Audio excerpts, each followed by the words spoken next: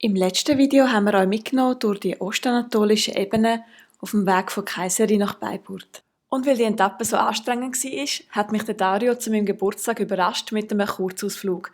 Und zwar ist für uns an die schwüle, schon fast tropische Schwarzmeerküste gegangen, wo Tee und Tabak gedeihen und uns einen völlig anderen Teil von der Türkei erwartet hat.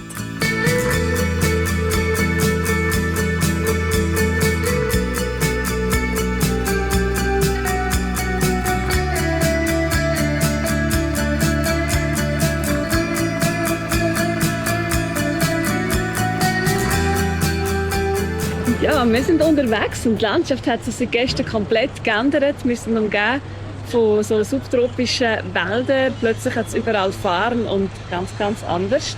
Und wieso sind wir da? Ja, du hast Geburtstag und ich habe dir einen Ausflug geschenkt. Und zwar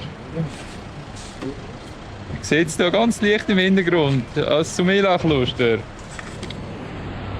Das griechisch-orthodoxe Kloster, das dort oben am Felsen an einer unglaublich spektakulären Lage klebt. Und wir haben ein bisschen Pech. Wir sind jetzt stundenlang angereist, um hier hinzukommen. Und es ist geschlossen, es wird restauriert. Ja. Man kann nur Fotos machen. Von außen, blöderweise. Ja, hier oben hat es die Leute, die den Felsen sichern. Das wäre nichts für die Lisa, ganz klar nicht. Mit ihrer Höhenangst.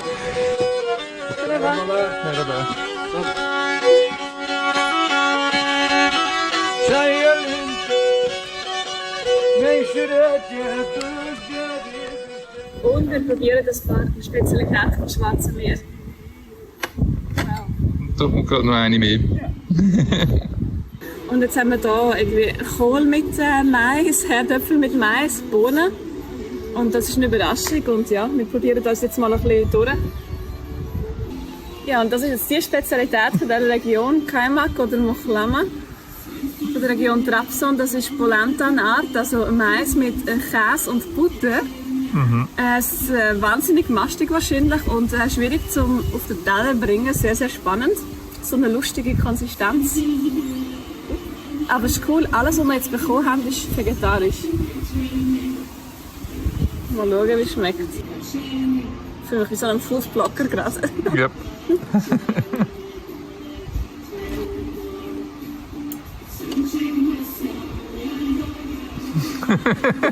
Das Gesicht. Ja, wir sind ein bisschen am Backpacken bzw. am Rackpacken bei unserem Fall. Und wir sind jetzt unterwegs mit dem öffentlichen Bus Schwarzmeerküste entlang Richtung Ardeschen. Und von dort aus geht es nochmal in die Berge, ins Dorf Camli Hemşin. Und die Busfahrt die geht 2,5 Stunden etwa und kostet 8 Franken für uns beide. Ja, nachdem wir vorher schon mal bei einem Metzger gehalten haben, halten wir jetzt noch bei einem Bäck. Und die Hälfte der Leute vom Bus steigen hier aus und gehen hier Brotpost. Das muss, glaube ich, ein guter Bäck sein. Ja, wir sind angekommen, kurz vor Camli Hemşin, umgeben von Teeplantagen und dem Fluss im Firtina Valley. Es ist richtig tropisch schwül. So eine andere Welt, als wir bis jetzt gesehen haben in der Türkei. Und wir übernachten in so einem Bungalow. Es ist ganz neu, es ist erst im Mai aufgegangen, es schmeckt alles noch frisch nach Holz, richtig fein. Aber schaut euch das an, das ist unser Schlafplatz. Wow, wir hören den Fluss in der Nacht. Ihr könnt hier ein Buch lesen und rausschauen. Das ganze Dorf schafft im Teeanbau und wirklich überall zwischen allen Häusern hat es Teepflanzen. Ja, und wie ihr seht, es ist mega steil hier in diesen Teeplantagen. Also hier müssen Tee ernten, das ist doch eine Herausforderung. Das ist wirklich fast senkrecht. Ja. Und heute haben wir so ein bisschen bewölktes Wetter, ein leichter Regen. So wahrscheinlich, wie das Klima meistens ist. Es ist wirklich fast ein bisschen tropisch. Ja, es ist mega warm eigentlich. Ja. Mega viel. Ganz eine andere Gegend in der Türkei. So ein Kontrast zu den steppenartigen Landschaften, die wir vorher gesehen haben. Hier im Firtina Valley, in der Umgebung von Camli Hemşin, sind über 20 Steinbrücken gebaut worden unter ottomanischer Zeit. Wirklich eindrücklich, was man hier mit bloßen Händen errichtet hat. Das Geländer ziemlich niedrig. Also, auf Kniehöhe.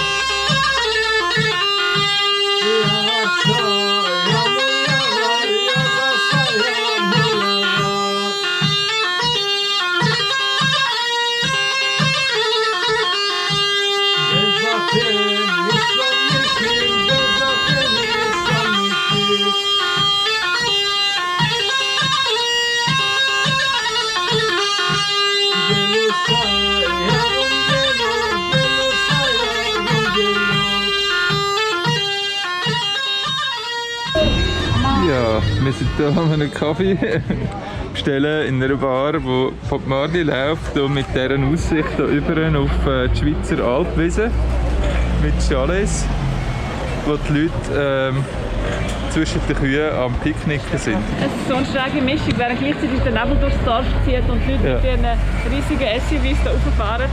Es ist eine recht schräge Mischung, das Ganze. Ja. Ja, wir sind auf über 2000 Meter oben auf so einer Sommerweide, einer sogenannten Jaila, einer Alp.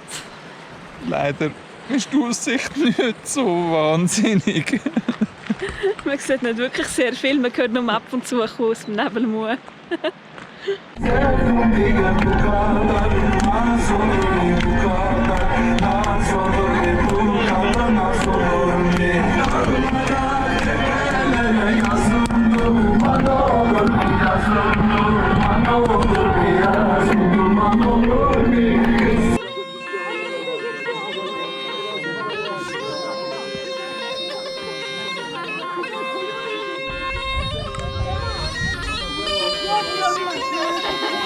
So cool.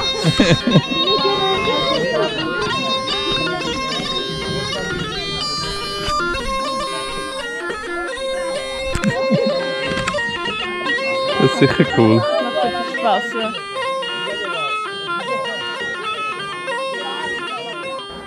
Ja, wir sind am Gehen, aber es fällt uns schwer. So schön gewesen. Kein Wunder bei dieser Aussicht, die wir hier hatten. Oh.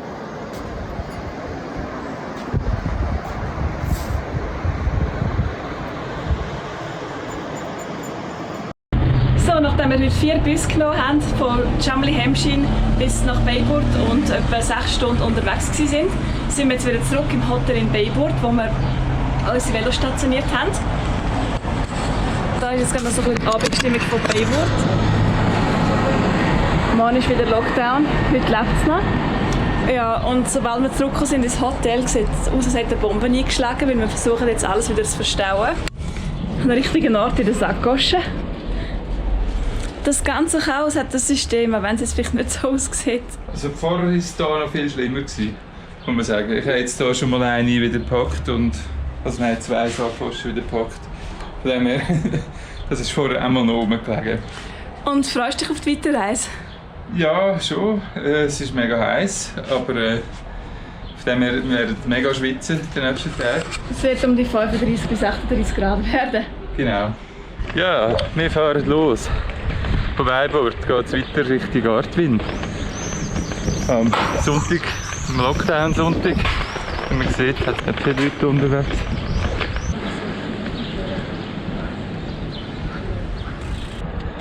So, wir sind losgefahren von Beiburt. Dort hinten sieht man noch die Burg im Hintergrund. Genau, es geht Richtung Artwin. Also Richtung Nordosten von der Türkei. Genau, alles am Çorhu entlang. Das ist der Fluss, der durch Beiburt fließt. Durch Yusufeli und durch Artwin. Also wir sind jetzt doch sehr lange an diesem Fluss entlang. Ja. Wir denken, dass wir in etwa 4 Tage in Artwin sind.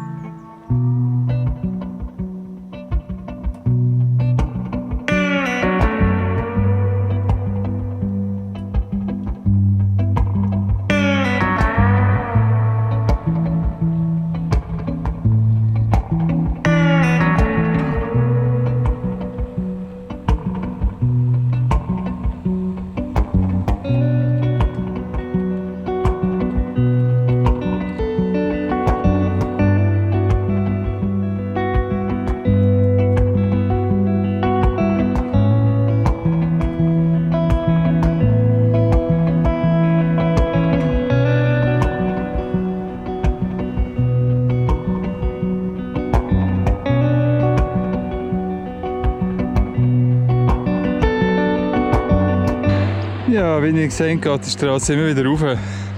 Zumindest die nächsten paar Kilometer. Wird es recht anstrengend. Und es ist mega heiß.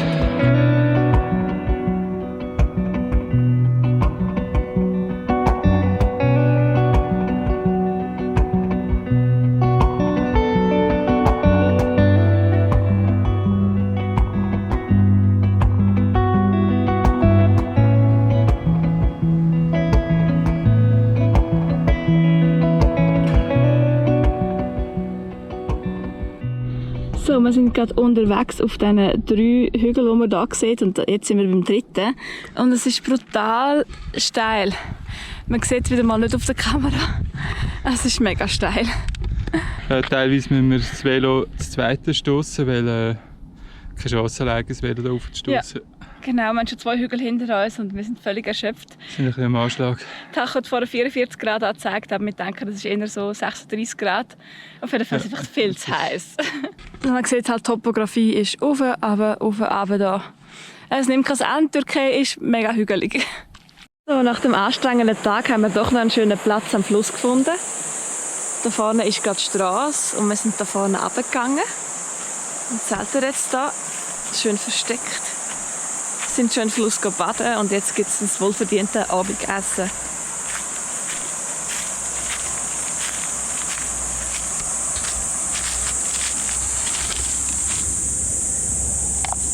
Portion asiatische Nudeln mit Süßkartoffeln, Zucchetti, Aubergine und Sojasauce.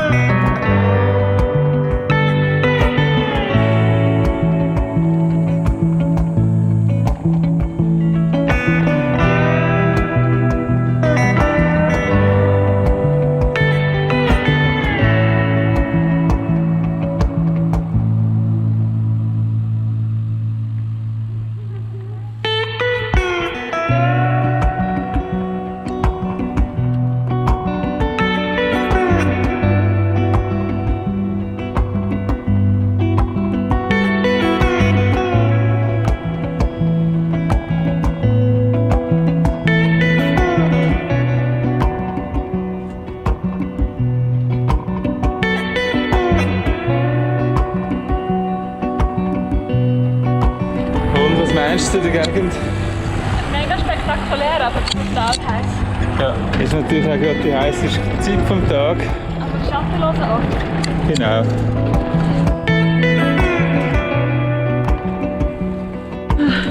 Ich habe mich seit letztem Sommer nicht mehr so auf das Tunnel gefreut. Herrlich, ich wünschte, wir könnten nur noch Tunnel fahren heute Nachmittag. Ja, aber dabei geht es jetzt hier führen. Ja. In die Steinwüste in Canyon runter. Und wo sind die Bäume? Keine Ahnung. Oh. Mal schauen, vielleicht finden wir noch irgendwo Bäume.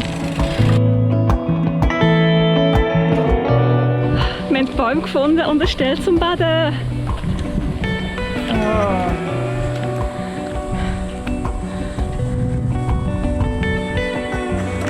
So. Jetzt können wir uns ein bisschen ausruhen und fahren weiter, wenn es nicht mehr so heiß ist.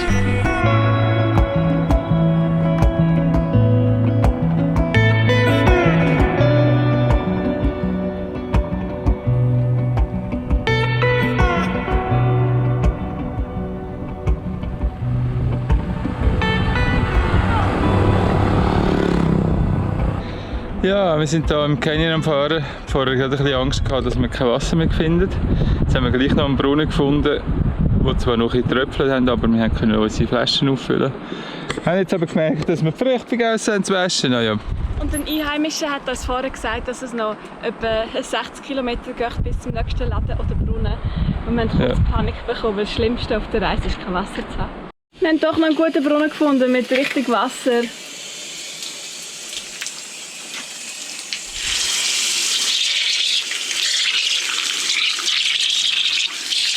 Was für eine Freude. Ja. Das sind die Sachen, die man am meisten schätzt bei einer Radreise, falls sich mal jemand fragt. Ja, die Lisa braucht ein bisschen Abkühlung. Ja, guten Morgen zusammen. Guten Morgen. Wir haben schon das erste Mal geschwitzt. Und zwar war unser Schlafplatz hier unten dran. Und jetzt haben wir die Velo und alles aufgeschoben. Und es ist schon wieder mega heiß, wo es erst 8 ist. Ja, und wir haben so schlecht geschlafen. Weil wir haben am Chorl River übernachtet und da hinten hat es einen Stausee und da vorne auch. Die Türkei ist ja bekannt für die verschiedenen Staudammprojekte im Land. Genau. Ja, und der ist auch ausgestattet mit einer Alarmanlage. Ja, also das sind Posten dort hinten, sieht man. Und die haben plötzlich mitten in der Nacht angefangen zu tüten. Die gehen morgen um 2. eine Viertelstunde lang rumgetrötet. Und wir haben natürlich dann nicht mehr genau gewusst, was los ist. Ob jetzt ein Staudamm gebrochen ist und ob wir überflutet werden, was wir machen müssen. Es war stockdunkel. Ja, wir hätten schon können annehmen, dass der Fluss ist einiges weiter runter war als unser Campingplatz, dass uns nichts passiert, aber es war gleich sehr unangenehm gewesen. Und bis wir wieder einschlafen konnten, ist doch ein bisschen Zeit gegangen. Ja, jetzt sind wir ein bisschen müde. Ja.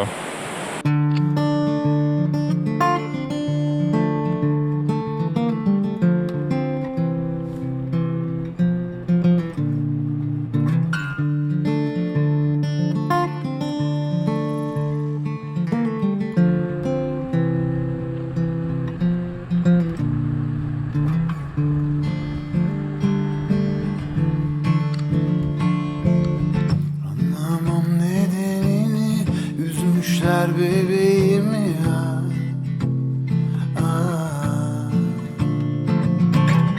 Tam yüzüne dalmışken çizmiş kendi resmini ya. Ja, wir sind heute ohne zum Morgen losgefahren, weil wir einen mega Anstieg noch vor uns hatten. Wir gewusst, den wollen wir machen, solange es noch nicht so heiß ist. Und jetzt sind wir mega hungrig hier angekommen. Es ist noch nicht, ja, es war irgendwie 11 Uhr. Und wir haben vor einer kurzen Zeit haben wir zum Morgen gegessen, Müsli.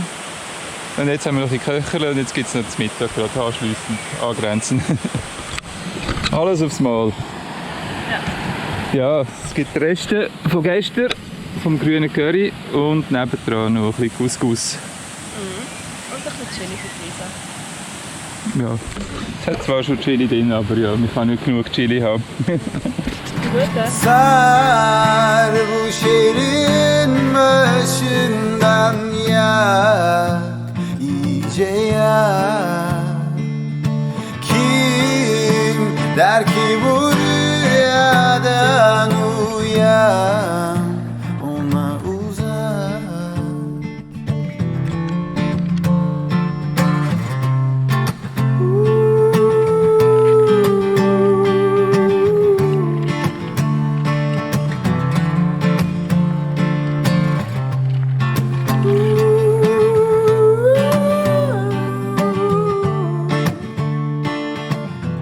Ja, wir sind hier ein bisschen an einem komischen Ort gelandet, mitten auf der Baustelle von dieser neuen Straße, die hier geplant sind. Also die neue Straße bauen, weil es einen Staudamm gibt. Da. Das wird jetzt nachher alles wieder fluten. Hier oben sehen wir, geht sie durch. Mit einer grossen Brücke. Und wir sind jetzt hier mitten im Baustellengebiet.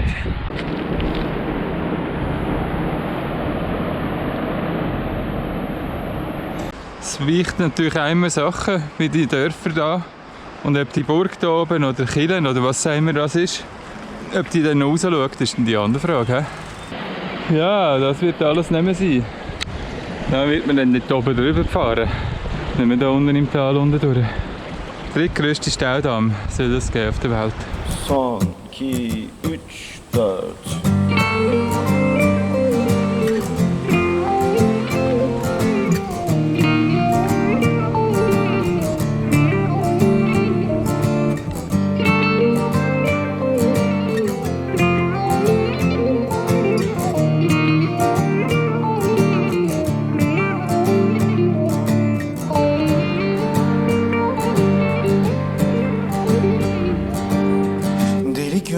Hiç bilmez kimle olur kimle olmaz, yanar da uslanmaz, kavuşsa da çare bulmaz bir teselli. Ja, das ist die Yusufeli, die untergehen wird. Ja, das alles wird nachher etwa 200 Meter unter Wasser sein. Das ist völlig crazy, wenn man sich das so überlegt.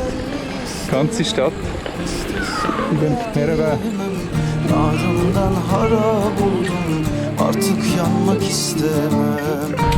Ja, wir haben in Yusufeli noch ein paar Einkäufe gemacht für heute Abend und morgen. Und es war so komisch, durch so einen lebhaften Ort zu fahren, mit dem Wissen, dass der bald überschwemmt wird wegen dem neuen Staudamm. Und dass es in einem Jahr oder 2 schon ganz anders aussehen kann. Wir haben jetzt die Möglichkeit, hier bei einer Pension im Garten ein Zelt aufzustellen für 4 Franken. Und es hat sogar dort einen Dusch- und WC-Block und wir können hier kochen und ja, sind zwar mitten in den Häusern eigentlich von Yusufeli, aber trotzdem mega friedlich. İstesem de diyemem, narımdan harap oldum, artık yanmak istemem. Ja, dort oben wird die Jenny Yusufeli, also das neue Yusufeli sein, das sie neu am Bauen sind. Und da hinten haben sie wieder ein Brückenprojekt. Ja, das ist halt immer total flutet, wo man die Straße plötzlich am Berg oben machen. Geçmez oldu bu kaçıncı, seni de bulsun aman, tövbe olsun, yapamam olsun, senin de olsun zaman, geçmez oldu bu kaçıncı. Ah, dort hinten, Staumauer, Lisa. Das erste Tunnel von ganz vielen. Ja, haben heute eine Strecke von ganz vielen Tunnels. Das ist nur ein kurzes.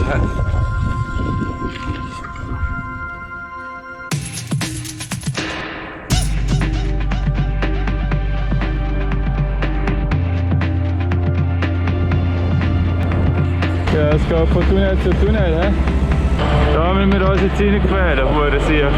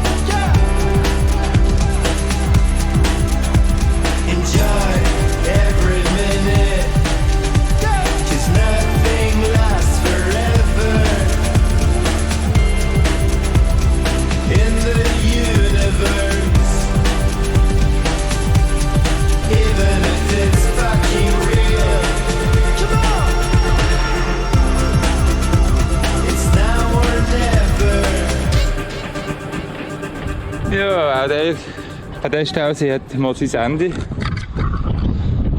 sind jetzt etwa 30 Kilometer entlang gefahren. Und ja, da ist er fertig. Jetzt geht es noch runter auf Artwin. Ein paar Höhenmeter runter. Da sind wir eigentlich auch schon gleich dort. Nach tatsächlich 42 Tunnel sind wir völlig erschöpft in Artwin angekommen und haben uns zuerst mal einen Pausentag gegönnt. Nachher ist es weitergegangen Richtung Schwarzmeerküste und auf diesem Weg haben wir unseren bisher längsten Tunnel durchquert. Ganze 5 Kilometer lang ist es rasant abwärts gegangen, zu unserer letzten türkischen Stadt, nach Hopa. Ja, wir hoffen, das ist auch unser letztes türkisches Essen, das wir hier geniessen. Also hoffe ich, ja. Ja, nachher gehen wir noch Testresultate holen vom PCR-Test und hoffen, das ist negativ. Also, wir gehen davon aus. Und dann würden wir morgen über die Grenze gehen. Ja, weil wir sind jetzt in Hopa, der letzten grösseren türkischen Stadt. Und morgen geht es ins nächste Land. Nach Georgien. Und somit geht diese Etappe der Reise zu Ende, denn wir haben tatsächlich 8 Monate in der Türkei verbracht. 8 Monate voller spektakulärer Landschaften. Wir haben gastfreundliche Menschen getroffen, grandioses Essen genossen und natürlich unsere tägliche Portion Tee gehabt. Wir haben viele gute Erinnerungen an die Türkei und kommen sicher bald wieder zurück. Çok teşekkürler Türkiye.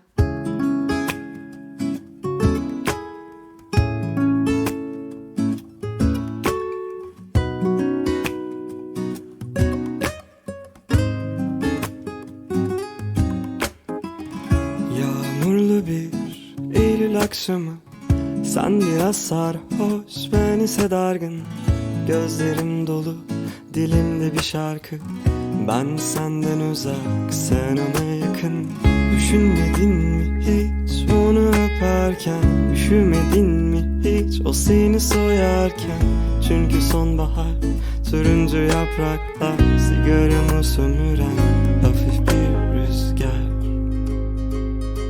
Teşekkür ederim her şey için. Güven bırakmadın, tebrik ederim. Yoksa unutamazdım aylarca yıllarca. Girmeseydi bu aşka üçüncü bir kişi. Teşekkür ederim her şey için. Güven bırakmadın, tebrik